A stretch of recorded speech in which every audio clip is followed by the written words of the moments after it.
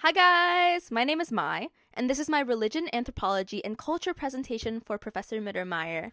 Love you. I'm doing this presentation on the anthropological methodology of modern ghost hunting. Today, I would like to argue that ghost hunting methodology has the same immersive principle of studying spirits and their surroundings as Edith Turner.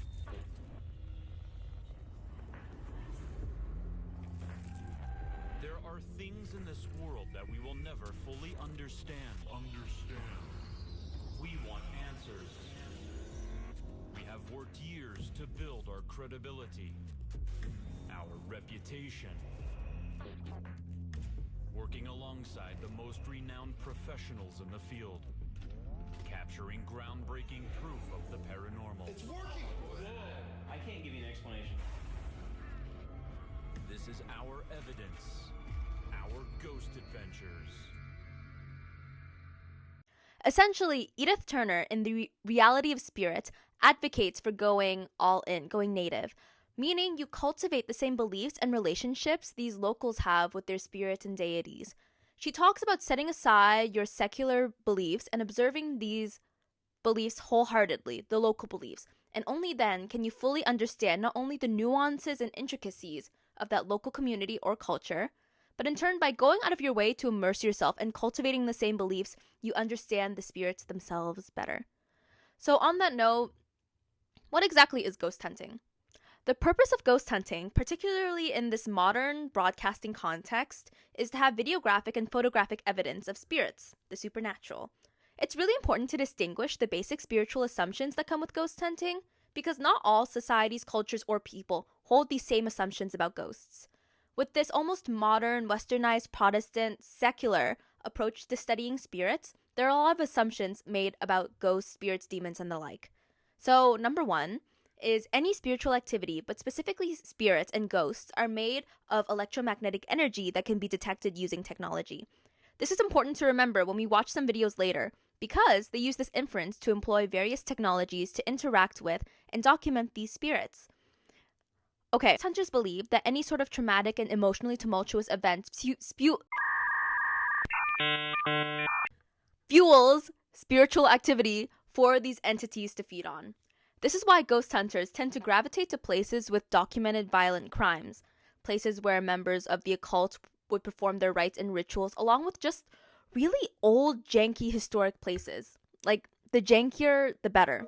For the purposes of this presentation, we're focusing on intelligent hauntings. This is the kind of freaky stuff you'd have nightmares about. Okay, the name is self-explanatory, intelligent haunting. An intelligent haunting could be caused by ghosts, demons, but the key is these ghosts can essentially interact with these paranormal investigators in the present. These ghosts are here on the earthly plane because something happened to them in life which confines them in the space they used to live. Which leads us to the main point of this section.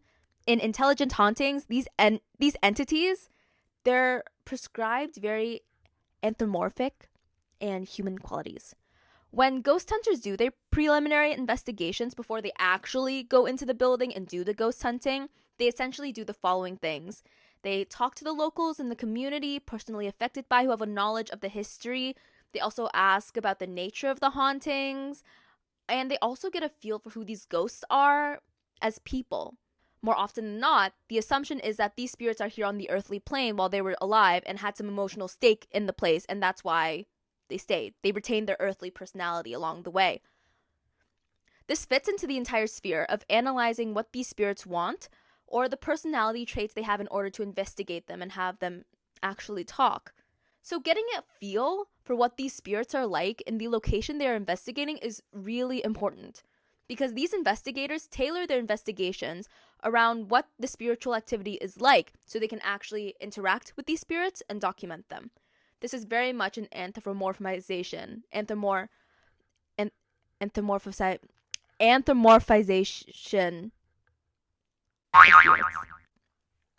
This is very similar to anthropological ethnography.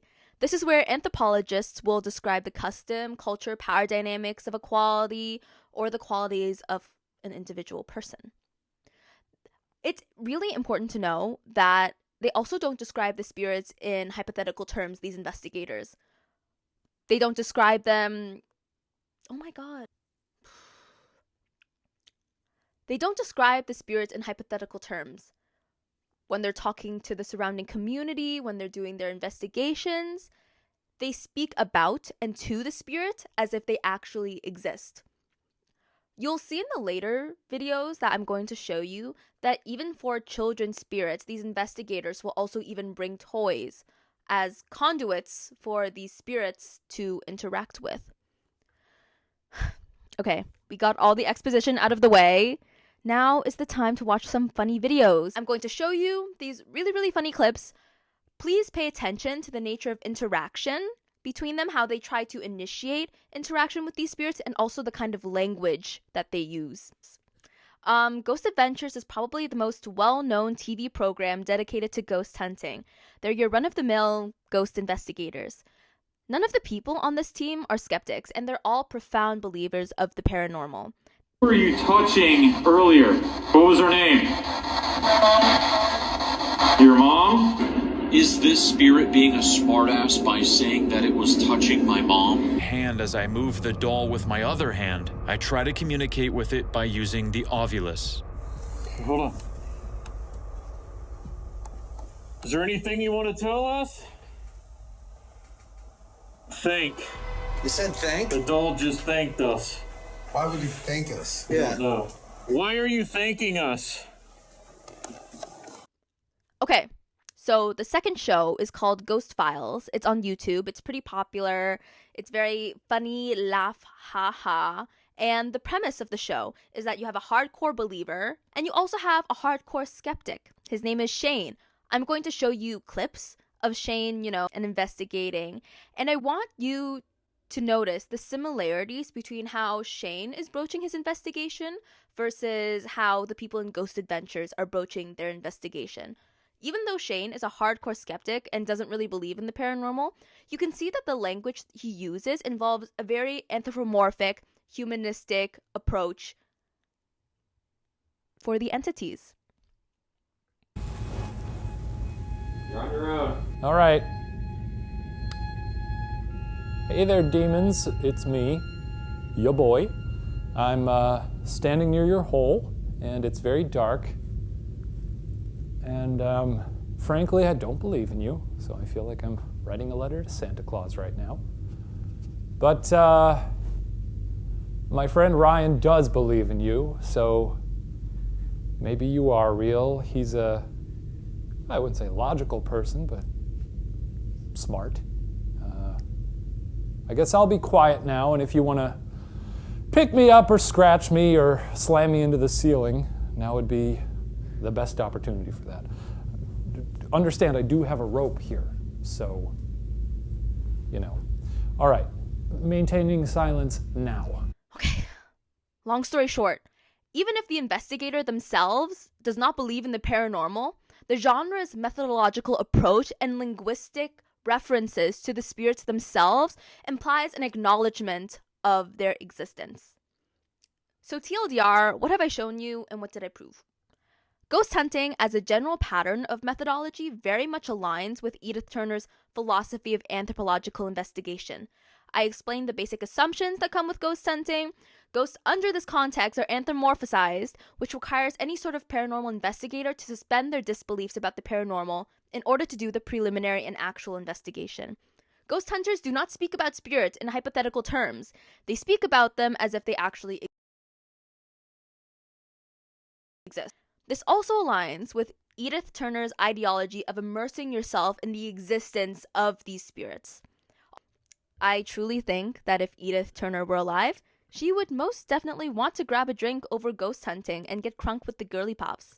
Thanks for watching. Have a nice day. Please give me a good mark.